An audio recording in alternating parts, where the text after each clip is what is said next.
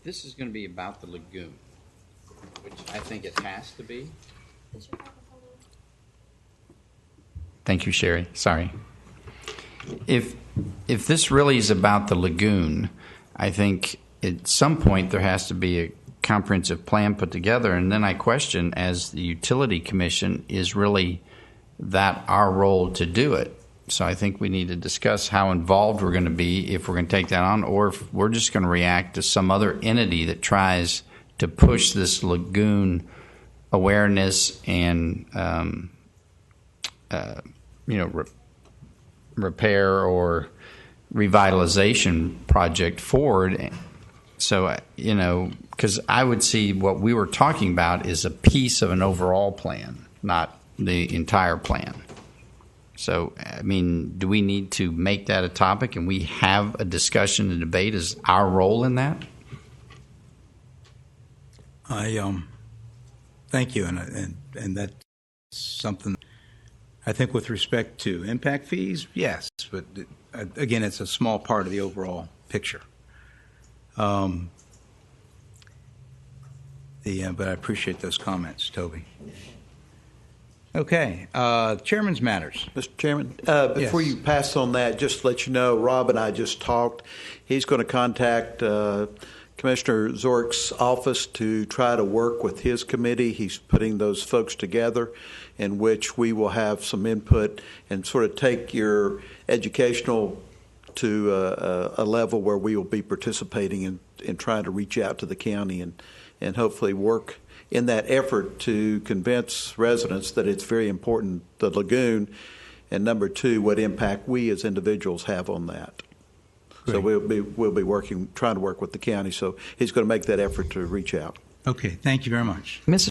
Chairman, I would like us maybe, if that's the discussion we're going to be going in, I think we ought to add this on as a discussion on a subsequent meeting in the future, because I do think we have a place here to be involved with the discussion as a utility commission. Okay. And so I would like to put that on if you could at some point think about doing that so we could discuss it in length and how we want to go and where to go. Okay, thank you very much. We'll continue this discussion. Anything else on that issue before we get into the really exciting stuff today? Swaps and speculations and hedging and derivatives. Okay, thank you all for your support. I appreciate that, and thank you for mentioning that Rob is going to contact Mr. Zork, because it's not really a committee. He's formed a not-for-profit corporation to do education and research and education. So it's not quite a committee, but I think it's a good thing to go forward. And for the record, I'm on the board of that not-for-profit. So, okay. I'm going to try to do this. I'm going to talk about these Taylor swaps and try to do this in a way that's not totally boring. And that's going to be a difficult task. But this seems to be the so-called Taylor swaps, or the Taylor swaps, seems to be an issue that keeps coming up. When Bryant talked to Fort Pierce, he mentioned it. And it's a liability of the All Requirements Project that is out there, and it's some mistakes that they've made. And fundamentally, what swaps are is a futures contract that the organization enters into where it converts variable debt to a fixed debt by offsetting the variable debt payments in one direction with variable debt payments in another direction. So you're paying interest out on a variable rate and you're collecting interest on a variable rate. That gives you a fixed rate, a synthetic fixed rate, and it's something that the FNPA has used in many of their projects and used successfully to convert variable rate debt to fixed rate debt. The problem that I see with this particular transaction is, again, the FNPA was speculating in the futures market.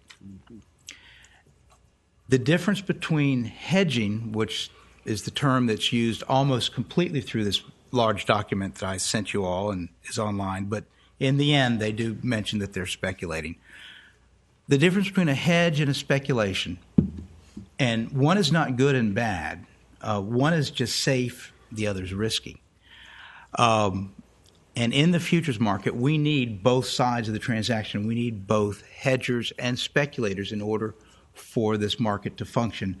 And the market provides a very real function and benefit because it allows people to hedge their cost.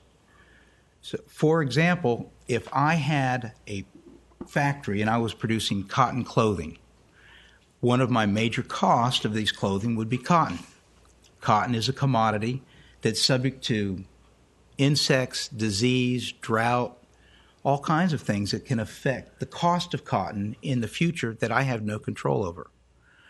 So when I set my budget up for the year and set my price on the clothing I'm going to make, I can fix my cost of cotton by buying cotton in the futures market to be delivered. And how that works is, if cotton shoots up and I have to pay more when I buy cotton to make the shirts or the clothing, the futures contract shoots up. And when I sell that futures contract, theoretically, the gain in this contract offsets the budgeted loss in the commodity. If cotton price falls, and all of a sudden I can buy cotton a lot cheaper than I anticipated, then I've lost money in the futures contract in my hedge. But overall, I've kept my budgeted cost level. So you can hedge when you have need for a commodity that you're going to use in the future. The problem is, and it's very clear, the FNPA thought they were smarter than the market. And they went into this derivatives market just like everybody else did, not everybody else, but just like many people that thought they were smarter than the market did in 2006, 7, and 8. And this derivative market almost took down our economy. We all know how close we came to a complete meltdown of our economy due to this speculation in derivatives. The FNPA bought these swaps, bought this right to these variable interest rate swaps before they had the Taylor Creek Energy Plant, before they had the need for the bonds, before they even had a permit on the plant. In fact, it was 13 months after they bought the swaps, and you can see this all in the timeline in here, which starts on page 11 of 102. And it was 13 months after the swaps were approved, and that's on page 13. On June 2006, they approved the swaps. And then on July 2007, on page 14, the Taylor Energy Project announces plans to suspend permitting activities. So 13 months before they even completed the permitting activities, they were speculating in this derivatives market. At that point in time, they had to make a decision. They had made a mistake. They had these derivatives. What do we do with them? They decided to keep them because they still thought they were smarter than the market. They still thought that interest rates were going to go up. Granted, we were in an extreme economic distress because of derivatives, and interest rates have been at unprecedented lows for a long time. But when the project ended, when they stopped permitting activities on the project, they were in the hole $6 million. One of the things that I handed out today shows you the latest numbers we have, which shows they're in the hole $90 million. And they've been able to get out of some of these contracts. So there was $700 million of notional value. Now it's down to $450 million. They had $750 million. The market had gone against them, I think, $6 million. Now they only have $450, and the market's gone against them $90 million. Maybe it'll recover. Maybe it won't. But the FNPA has no business speculating in the futures market, in the derivatives market, with their ratepayers' money. They did it with the natural gas. In 2009, it went against them. And as we've discussed before, if they had done a proper hedge, our rates would have stayed level. But they didn't. They spiked up. And since they spiked up, they bought more natural gas than they were using. And they closed out those contracts. They closed it out at a greater loss than their budgeted cost, which proves that they were speculating. Over and over again, the staff comes to the executive committee of the ARP board and says, we have these Taylor swaps. We don't have Taylor. We should keep them for a future use. Maybe Cane Island. Cane Island came. They didn't use them. One of the questions that I have is, at what point do they cease to be the Taylor swaps? What point do they become the Cane Island swaps? What point do they become the swaps for something in the future? Today, in my opinion, they have nothing to do with the Taylor Energy Center. They just call them that because it has something to do with Vero Beach. Now, by the time they even started planning the Taylor Energy Center project, we had given our notice that we were no longer going to be receiving electricity from the FNPA and that we were at a zero delivery, what they call a CROD, zero delivery. So Vero Beach, the usage of Vero Beach was never a part of, or should never have been a part of, the discussion as to what to build at Taylor Creek. Nonetheless, this is their position, and as I said earlier, we agree that we'll pay anything that we want, that we're legally obligated to pay. So this is what the Taylor swaps are. It's a derivative contract. It was speculation by the FNPA. It was speculation because you can't hedge against something that you don't have, don't need. And again, to go back to my analogy with the cotton plant, if I think that next year I'll buy a factory to produce cotton clothing, I think maybe I'll do that, and I start planning that. If I go out and buy today, in the future, cotton delivery against a plan, I'm hedging. I'm speculating. I'm not hedging because I don't have the need for a commodity when I only have a plan. I think it's important that we understand that the FNPA, we the ratepayers of Vero Beach, and really the ratepayers of every All Requirements project, that the FNPA has a pattern of speculating in the derivatives market. And I personally find that unbelievable that they would do that with our money and then turn around and blithely say, well, you just have to pay more for electricity because we were speculating and whoops, sorry, it went against us. I have some more information, but again, I'm trying to not get too arcane and too much into the accounting. I will mention that the position of the FNPA is that these Taylor swaps are stranded cost. Stranded cost are things generally, I'm not an attorney, but you all know I'm an accountant, and we're talking about cost, and that's my terms of art.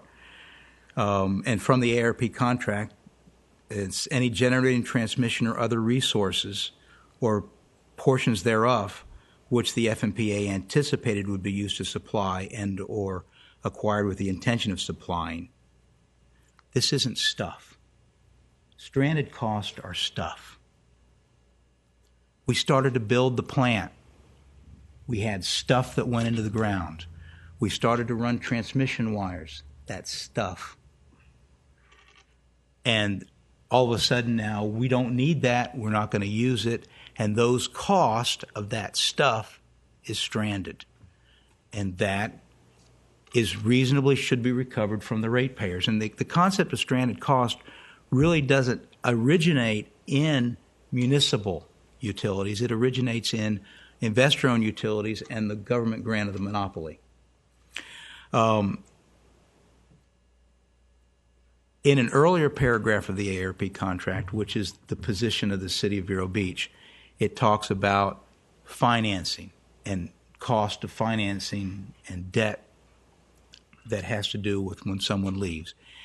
And which I think clearly, right or wrong, whether they should have done it or not done it, and I think they should never speculate in the derivatives market. But whether they should do it or not, it's not stuff. It has to do with financing.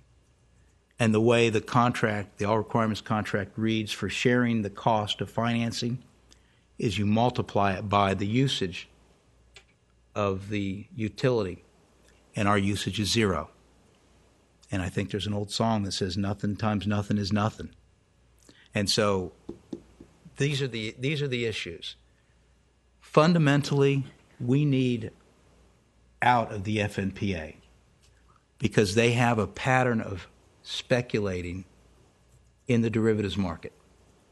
And this contract that we have is, I think, the clearest and most direct way to get out of an association with them, which is good for the people of the ratepayers.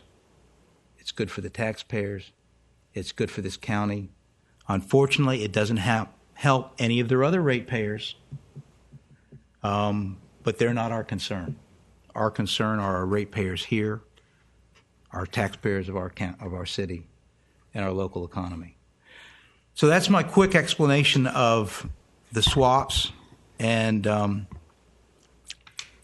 anybody have any questions? I'm going to assume FMPA has the ability with their board to do that action because they've taken it. Yeah, they had the ability to close these swaps out numerous times. And if you go through that timeline that I referenced on page 11 through 14 in the package, you can see where they debated it and they over and over again decided. And the support for those debates are here, the letters from the financial advisors, the recommendations from the staff. They say, we need to keep it because we can use it in the future. $6 million they could have gotten out is my recollection of the price at the time. And as a management decision, it was their vision to move ahead with the Taylor plant, which would have been a coal-fired plant?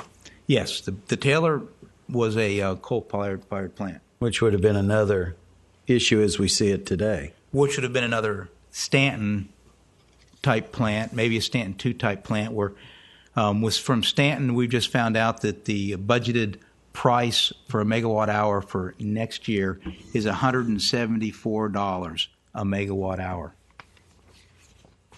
Our current retail rates, I believe, are approximately $140 a megawatt hour. And this is going to be a component of our cost, a significant component of our cost next year. But, Mr. Chairman, just for a little bit of clarification, a lot of times they price a megawatt hour in a unit they don't anticipate running that often. And so they'll price it out of the market because the way we dispatch units in the state of Florida, it's based on price. If I own a coal plant and it's going to cost me $120 a megawatt, and I don't really want to turn it on because I can buy it from the market at 115, then I price mine so high that they'll not turn my unit on. So a lot of times those numbers that they put in there are speculation, and we've seen the rotation between the Stanton plan and the Stanton 2, where they have to keep one or the other unit online in order to do the no discharge permitting that they are required to have. But that number is high, which is going to be high, and there's no question, based on the regulations that we anticipate coming from Washington on coal-generated power, it's going to push the price up. There's no argument. But again, in clarification, we have a take-or-pay contract. So we have a fixed cost, and I don't remember with Stanton whether it is $400,000 or $600,000 a month. We also take advantage if they buy off the market, but we have to pay for the fixed cost. But how much is it per megawatt hour if we're paying, and I'll use the lower number of my recollection, and I could be wrong, what is it per megawatt hour when we get 0 megawatts and we pay $400,000? That number doesn't compute. That's correct. And that is the fixed cost. And if we go and buy off a gas unit somewhere, or not us, OUC goes and buys off a gas unit, we get it at their cost of buying off a gas unit, but we're also paying that fixed cost at both of those plants. So that has to add too. So we don't get the real savings that if you were Florida Power and Light or Duke Energy or somebody like that. Or even OUC, because OUC's not. Well, they still have to pay the fixed cost as well. We're only paying a percent. We're only paying a percentage, which is our percentage of that fixed cost. They have the remaining balance that are not charged off to some other contract. But one of the things that would be interesting to look at is what OUC's makeup of what their fuel mix is, and how much of their generation comes from these Stanton plants, these coal plants. And now I imagine we can't get this information because it's probably their proprietary cost information. But what are they budgeting their cost? They're selling us this year for $43 to $49 a megawatt hour. Stanton's is a significant piece of their generation. Coal is a very significant piece of the OUC's generation. They're able to sell it to us. They're happy to sell it to us for $49 a megawatt hour. I think they just made a better deal down in Lake Worth. I don't know those numbers. But they're happy to sell it to us for $49 a megawatt hour. And you know what? I would be happy to pay $49 a megawatt hour for everything. I'd be happy to pay less, but so what is the factor? And this is something I'm curious about, and maybe we should pursue this. What is the factor that FNPA adds to the pure generation cost that OUC has, puts into the mix, and sells us? Because they sell us electrons from Stanton in the mix of everything we buy above our entitlements for at the maximum this last year of $49 a megawatt hour. So their Stanton electrons cost a whole lot less than the Stanton electrons that somehow or another get up to FNPA before they get back to us. And I understand that electricity electrons don't actually move the way the dollars move, but for me it makes it easy to think of it that way. Part of our negotiations are the blue electrons and the yellow electrons. That's part of the IRS issue. So, yes, I think there's a lot of made up stuff in that process. Well, sometimes it makes it easier to understand if you think of it that way. And sometimes I wonder why, with my 2 meters, my commercial meter and my residential meter, what's special about the commercial electrons that allows you to charge me more. But Scott, you're a very special person. I know. Whichever meter we much. can.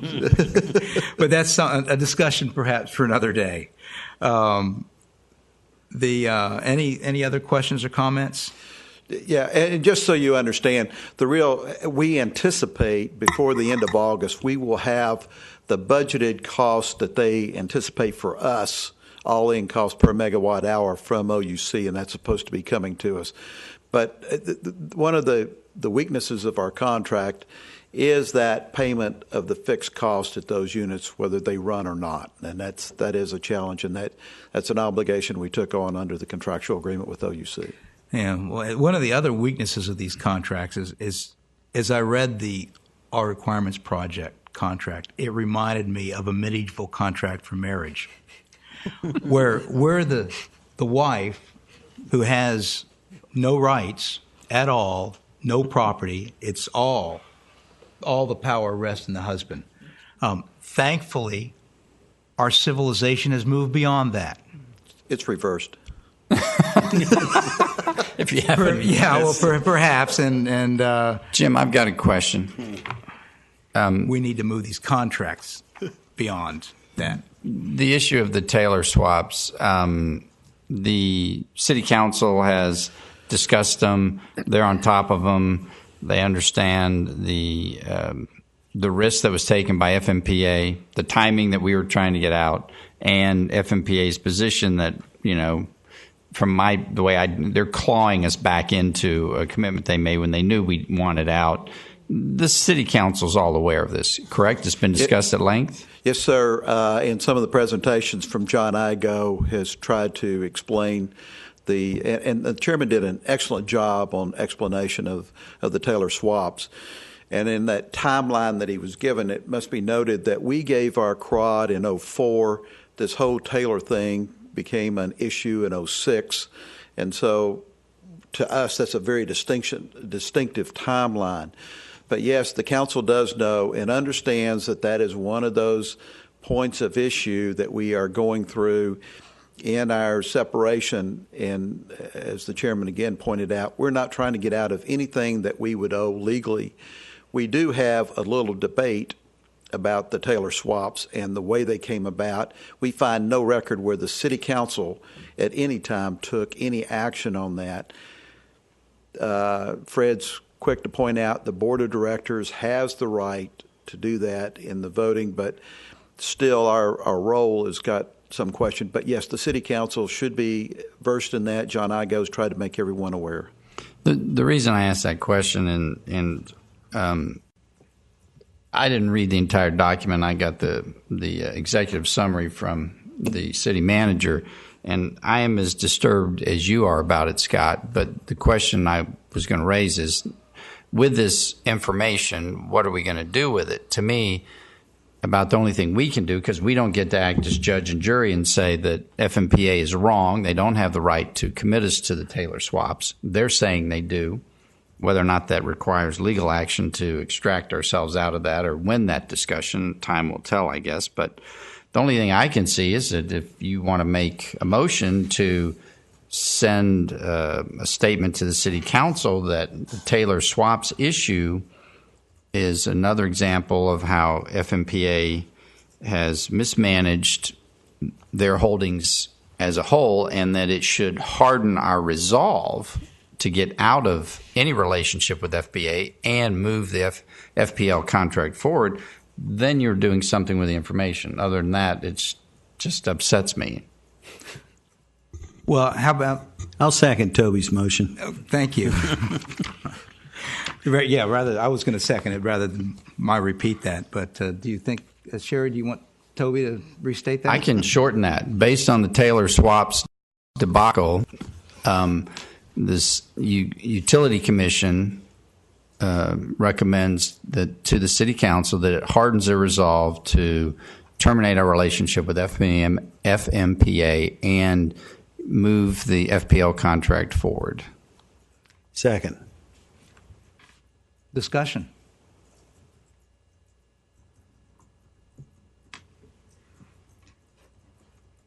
Okay, call the question then. All in favor? Aye. Aye. Motion passes unanimously. I will bring that motion to the city council at the next city council meeting. Which I appreciate the chairman's discussion on swaps. It's just it is. Well, it was let me tell you, it didn't make for an exciting weekend. I wonder if that discussion shouldn't be publicized a little bit more broadly to some of the other members of FMPA who may not be quite aware of what's going on, that this mismanagement is going on, or else they are asleep too, and their tax ratepayers should know the same. I think that I agree with you, Jane. I'm not sure that at this point in time, whether that's what we should be doing, we thankfully have been focused on this. We've been trying to do this for 40 years. Mm-hmm. We've been trying to sell this utility since 1976. And we're real close now. And I think that, Toby, you're right. This needs to be another reason to harden our resolve to stick with it. And, you know, Fred Bryant is a very good country lawyer.